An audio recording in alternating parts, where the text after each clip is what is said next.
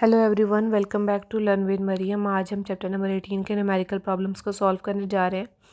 Most of the time numericals में आप यही देखेंगे कि आपके पास हाफ़ लाइफ दी गई है और प्राइमरी जो उसकी तादाद थी जिससे पहले हाफ़ लाइफ हुई है, जो एटम्स कम हुए हैं, वो आप लोगों के पास मोस्टली दी जाती है। तो उसकी मदद से आप मज़ीद जो हाफ़ लाइफ है वो निकाल सकते हैं, या कोई एटम अगर वक्त के साथ साथ डिस्ट्रॉय हो चुका है तो उसका रिमेनिंग पार्ट यानी एन कितना रह गया वो निकाल सकते हैं।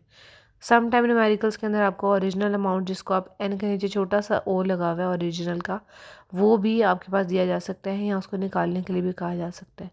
तो ये मैंने आप लोगों के पास एक बहुत ही सिंपल से इजी से नोट्स बनाए हैं जिसकी मदद से आप अपने न्यूमेरिकल प्रॉब्लम्स को सॉल्व भी कर सकते हैं।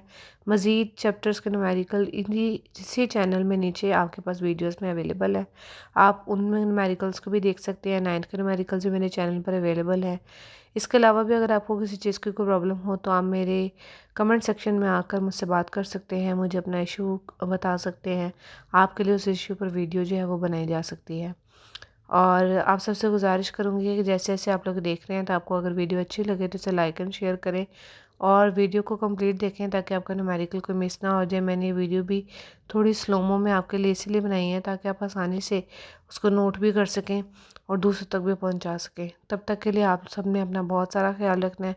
आपसे इंशाल्लाह इसी ही तरह किसी और वीडियो में मुलाकात होगी और आप लोगों के लिए नए नए कंटेंट मैं लाती रहूँगी और उस कंटेंट में कोशिश करूँगी कि आपके लिए ज़्यादा से ज़्यादा उसमें आसानियाँ पैदा कर सकूँ ताकि आप लोग आराम से काम कर सकें।